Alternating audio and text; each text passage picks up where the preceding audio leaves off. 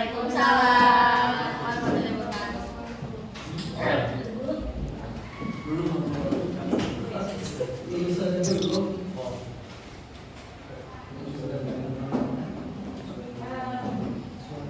Ibu duduk dulu ya.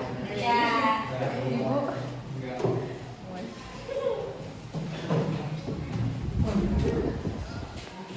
Oke, kita lanjutkan pembelajaran hari ini dengan mengucap Bismillahirrahmanirrahim.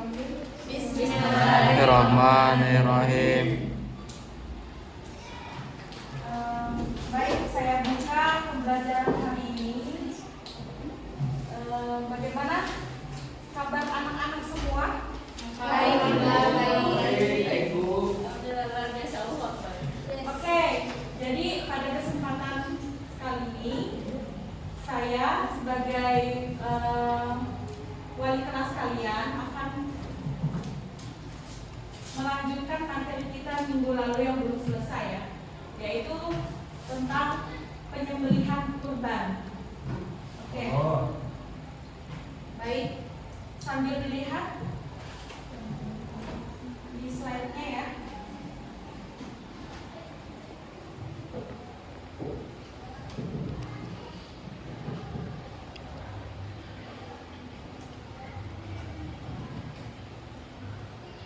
Oke, pada kesempatan kali ini kita akan membahas materi kita yaitu tentang penyembelihan hewan kurban.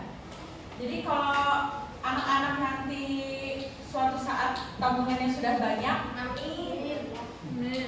suatu saat bisa melaksanakan ibadah Umroh, amin. penyembelihan kurban ya.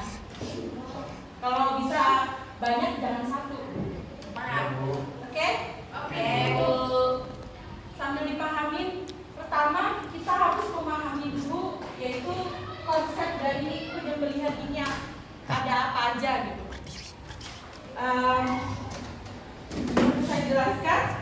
Yang pertama untuk kita pahami bersama-sama ya dalam konsep penyembelihan itu, yang pertama ada pengertian penyembelihan, yaitu menjelaskan tentang apa aja sih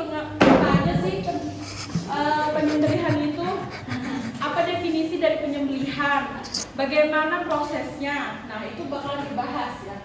Terus tidak akan timbul sesuatu atau perkara kalau tidak ada dasar hukumnya, yaitu dasar hukum penyembelihan itu akan kita bahas di sini. Tidak mungkin kan kita melakukan suatu kegiatan tanpa ada rujukannya dari mana gitu, atau contohnya dari mana gitu.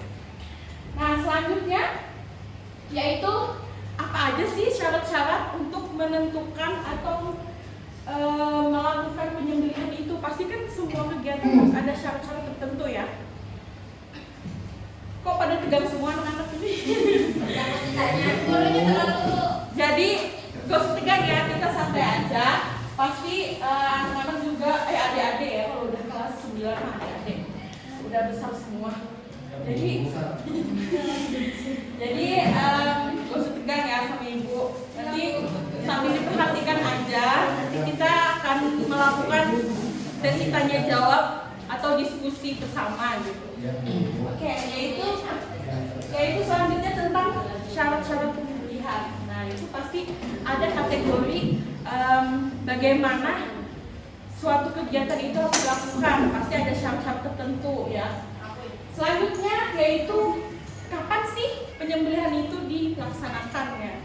Itu bakalan dibahas di dalam waktu penyembelihan hewan. Tidak mungkin dong penyembelihan hewan itu dilakukan setiap hari. Pasti kaya banget yang melakukannya.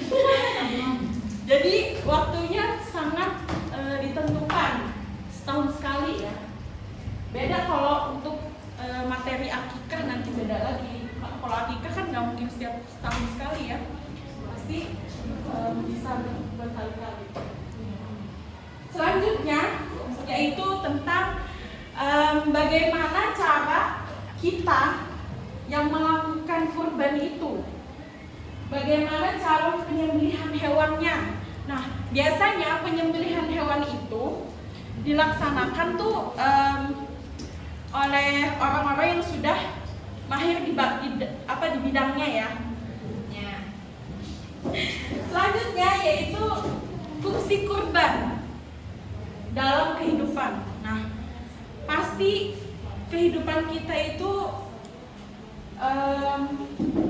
akan bermakna kalau kita dapat memahami apa aja fungsi-fungsi kurban itu, ya.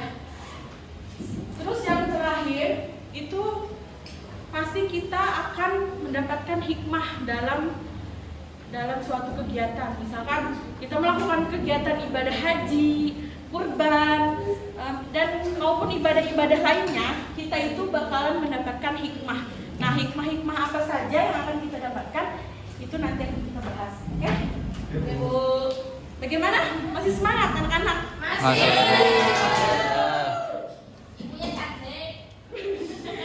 Oke. Nah, sambil kita perhatikan ya. Jadi saya kasih waktu untuk anak-anak 1 menit lah ya untuk memperhatikan bagaimana proses penyembelihan itu sendiri gitu.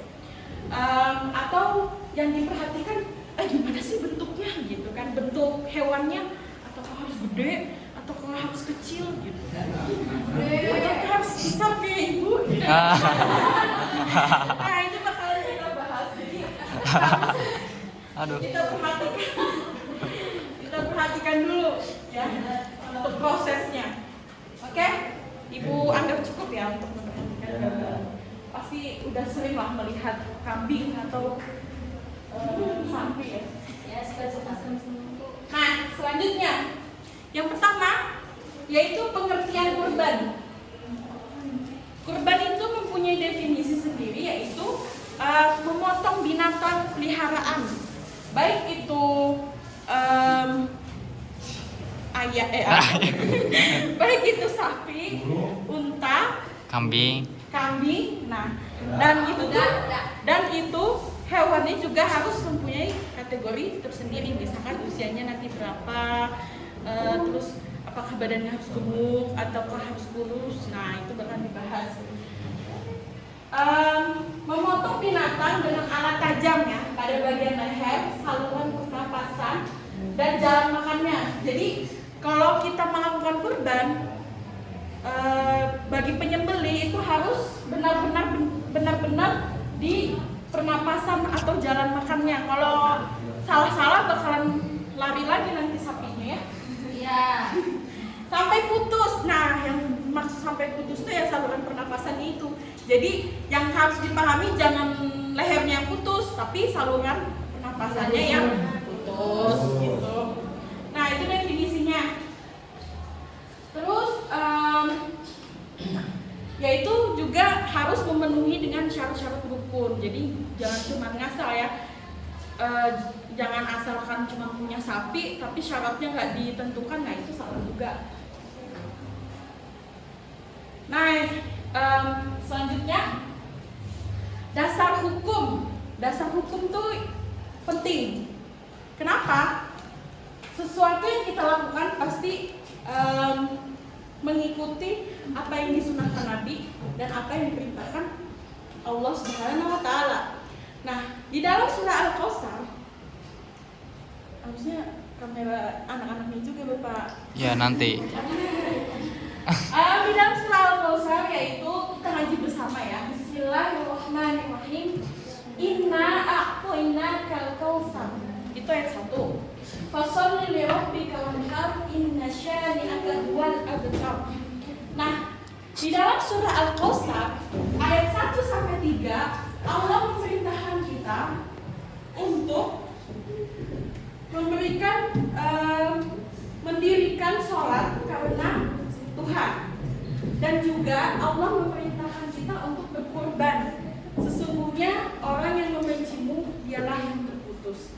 Nah, Allah menjelaskan dalam surah Al-Kautsar bahwa kita harus mendirikan yaitu sholat dan berkurban jikalau mampu.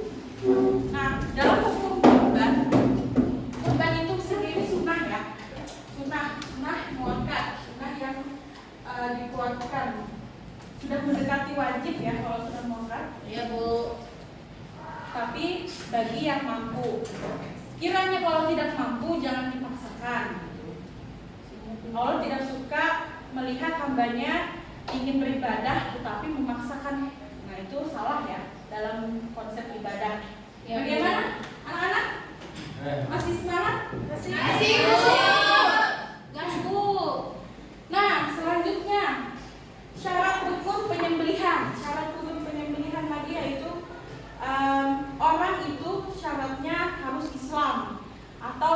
paham agama ya, jangan orang yang mabuk, pencuri itu yang melakukan penyembelihan, itu salah ya. Jadi kalau kita melakukan penyembelihan harus melihat orang yang benar-benar jeli, orang-orang yang benar-benar paham dalam proses penyembelihan. Dan hewan itu pun harus halal, jangan hasil curian atau hasil uang judi dibelikan hewan kurban. Nah itu salah juga. Berarti itu dia sedikit jahat, sedikit baik ya. Masih ada sifat imannya sebenarnya. Nah itu juga tetap salah. Dan selanjutnya di sini kita perhatikan bersama-sama bahwa alat-alat apa saja sih yang harus disiapkan dalam proses penyembelihan gitu. Jadi yang harus kita perhatikan, pisaunya memang benar-benar tajam ya. Terus alat penyembelihan bisa dari besi, logam, dan batu. Yang penting tadi tajam. Gitu. Selanjutnya, waktu untuk melaksanakan penyembelihan itu biasanya kapan? Siapa yang tahu? Angkat tangan. Oh iya, benar. Oh ya, biasanya waktu penyembelihan itu antara tanggal 11, 12, 13 Zulhijjah ya. Jadi kalau memang orang benar-benar belum melakukan sholat Id, sebelumnya sudah melakukan penyembelihan, nah itu dianggap salah gitu, salah waktunya ya. Masuknya Ya, Bu. Terus selanjutnya syarat hewan kurban, yaitu tadi tidak cacat, sehat ya, sehat walafiat. Ada sehat nggak hari ini? Kenapa? Haus. Oh belum dikorban. Ada yang terkorban? Oh iya. Jadi ada harus memilih nanti ya kalau sudah besar, kalau sudah sanggup melakukan penyembelihan, harus memilih binatang yang sehat walafiat, tidak cacat. Jangan cuma hanya tidak cacat saja, umurnya juga harus diperhatikan.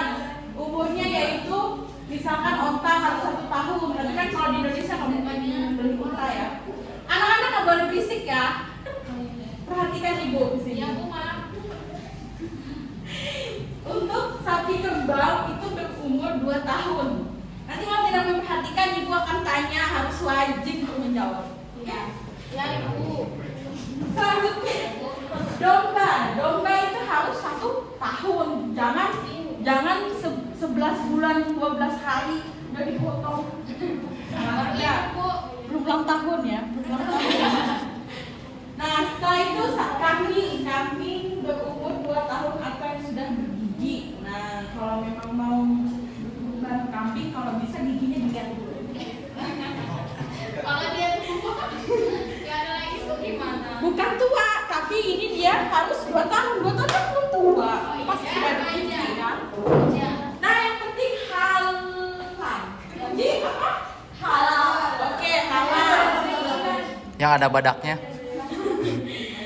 Terus sempurna, sehat, dan jantan. Oke? Kalau betina, Bu. Kalau betina tuh biasanya lemah. Tapi kalau manusia tuh nggak lemah sih. Betina. Nah kalau betina itu dia Ini yang punya. betina itu kalau bisa, kenapa jangan? Soalnya dia Lemah. Soalnya dia bakalan melahirkan lagi. Jadi kalau dipotong, sayang banget nanti melahirkan. Kan udah tua, Ibu.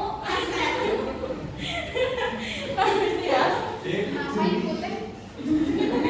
Pertahankan keturunan. iya benar sekali. Anda pintar sekali ya. Iya adalah. Aduh. Panggilkan Adi. Oke. Abis ini langsung salamannya sama Bapak.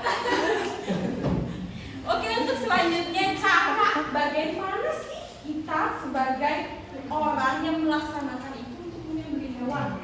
Jangan asal potong aja gitu ya. Jadi yang pertama kita itu harus berniat. Apa sih yang kita sesungguhnya dalam proses penyembelihan? Jangan cuma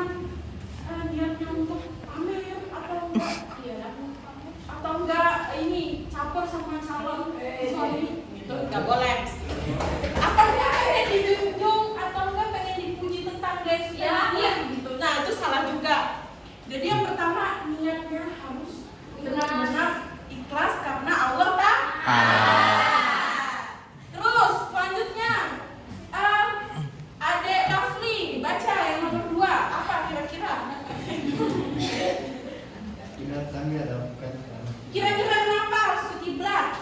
Ayo jelaskan. Ada bom dijelasin buku. Karena sapinya untuk Islam. Oh iya, katanya sapinya mungkin Islam, sama kayak yang melaksanakan boleh bisa diterima. Nanti kalau nggak diterima, dedek Rafli nangis. Nah, oke, kenapa harus menghadap kiblat? Kenapa? Karena itu sebagian dari adab kita untuk melaksanakan ibadah. Apapun kebiasaan kita yang baik, apalagi terutama untuk menyerahkan binatang kepada Allah misalkan. Ini kan pahalanya kan bakalan naik ke langit gitu. Wallahu a'lam ya. Soal. Nah, jadi ini sebagai adab kita untuk di bahasanya itu kita sopan lah kepada Allah.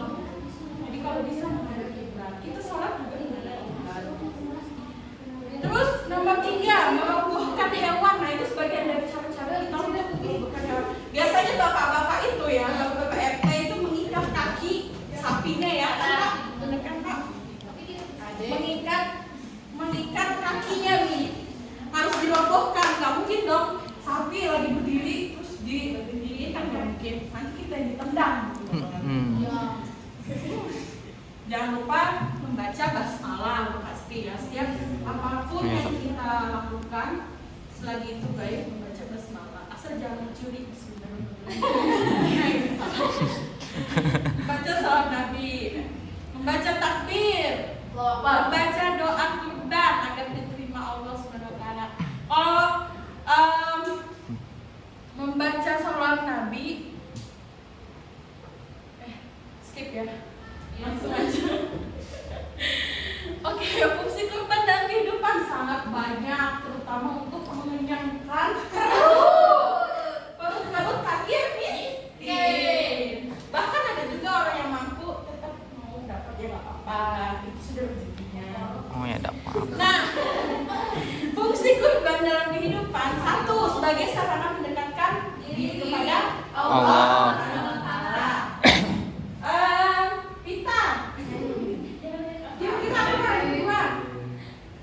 Yang kedua apa fungsi dalam kehidupan? Sebagai wujud rasa syukur atas nikmat yang diberikan oleh Allah SWT. Nah benar sekali ya, Dedi kita sangat berguna.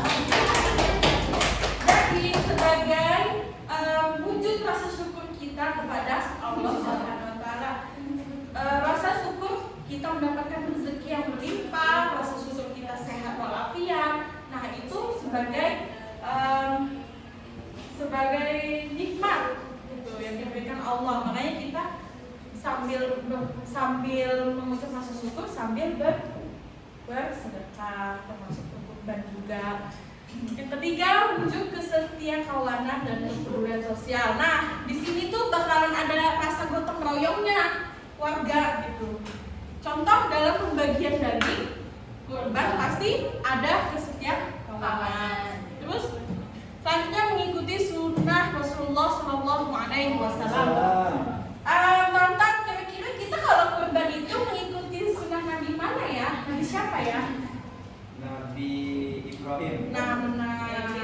Anaknya Nabi Ibrahim siapa anak? Ismail. Pasti sudah tahu kan sejarahnya kenapa? Oke, minggu lalu Ibu sudah jelaskan ya tentang sejarahnya, bagaimana sejarah terjadinya kurban. Selanjutnya yang kelima, melatih kesabaran dan jiwa rela berkorban. Nah, kesabaran dalam apa ini kira-kira? Tahu Bu, kesabaran dalam Ya boleh. Bapak, kesabaran dalam apa? Adek. Oh adek.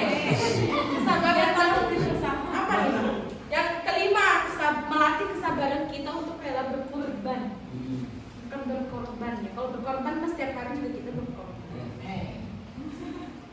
Jadi bagaimana? Apa yang maksudnya itu? Melatih kesabaran dalam hal apa ini maksud? Dalam berkorban. Dalam berkorban. Dalam mengorbankan harta. Rela berkorban. Iya. Melatih kesabaran. Adrian bukan. Ya. Iya boleh. Kesabaran dalam merobohkan sapi salah satunya.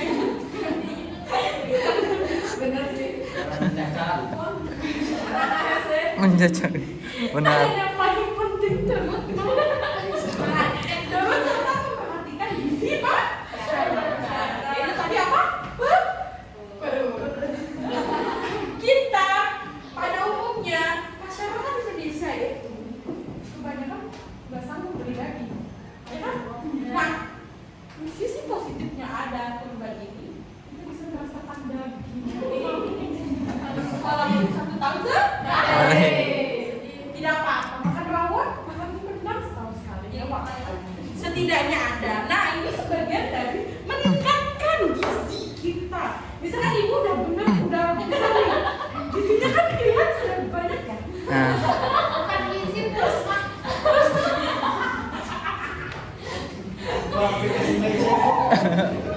wah itu di skor Bu. Gizinya berapa lagi? Alhamdulillah. Siapa yang ngomong rumah? Yang mana?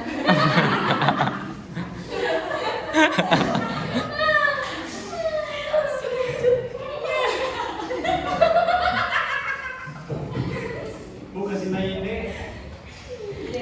Setiap apa yang kita lakukan pasti ada hikmahnya. Namanya Yaitu tadi, kalau ini ibu saja yang baca. Nggak kelihatan. Menempatkan cinta kita kepada Allah sebagai cinta tertinggi. Cinta, kalau sudah kita cinta ke manusia itu sudah mau mati. Harusnya begitu ya konsepnya. Kedua, yaitu mendapatkan bekal takwa, otomatis ketakwaan kita meningkat. Tiga, sarana mendekatkan diri kepada Allah. Nah, bagaimana cara kita mendekatkan diri kepada Allah? Pasti ada modal dong. Misalkan sholat modalnya kena sejadah, terus keinginan kita untuk wudhu, nah ini salah satunya. Nah, yang ini sarananya yaitu tadi uang gitu untuk mendekatkan diri kepada Allah melalui kurban, mengharapkan kesucian diri dan hartanya. Nah, yang ini kalau kita merasa rezeki kita masih kurang berkah, nah ini salah satunya untuk mensucikan harta kita ya dan diri kita. Yang kita kan pasti penuh dengan dosa. Atau ada di sini yang punya dosa katanya? Iya.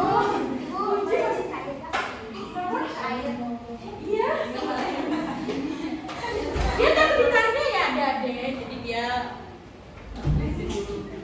Kelima, sebagai penebus dosa untuk mendapatkan pengampunan. Nah, ini kita pengampunan kita kalau punya dosa harus minta ampunan. Sambil diniatkan, pokoknya kalau kita berkorban sambil diniatkan apa kita punya dosa kita yang banyak, di situ kita niatkan. Meningkatkan kasih sayang sama manusia pasti dong. Kalau warga dibagiin daging kurban pasti senang dong. Nah, otomatis warga yang dikasih itu pasti sayang kepada yang berkorban. Berharap tahun depan bukan kurban lagi. 7, tadi udah disampaikan sama tonton Zakina, yaitu sunnah Nabi Ibrahim alaihissalam. Oke, untuk kesempatan kali ini Ibu akan memberikan memberikan waktu kira-kira 15 menit kebanyakan untuk anak-anak berdiskusi tentang materi yang sudah Ibu sampaikan. Oke, untuk selanjutnya Ibu ucapkan terima kasih. Minggu depan kita lanjutkan lagi materi kita yang belum tuntas. Ya, Bu. Sambil berdiskusi, Ibu membuat soal untuk kalian untuk melaksanakan ulangan ya. Ya. Jadi disiapkan dalam waktu 15 menit ini sambil berdiskusi tentang materi ini, Ibu menyiapkan soalnya. Ya, Bu. Sekian dan terima kasih dari Ibu Nur Anissa untuk hari ini belajar tentang penyembelihan hewan kurban. Ibu akhiri, semoga kalian semua sehat walafiat, selalu senang, hidupnya berkah. Sentosa. Terima kasih kepada kameramen. Iya. Ibu ucapkan assalamualaikum warahmatullahi wabarakatuh.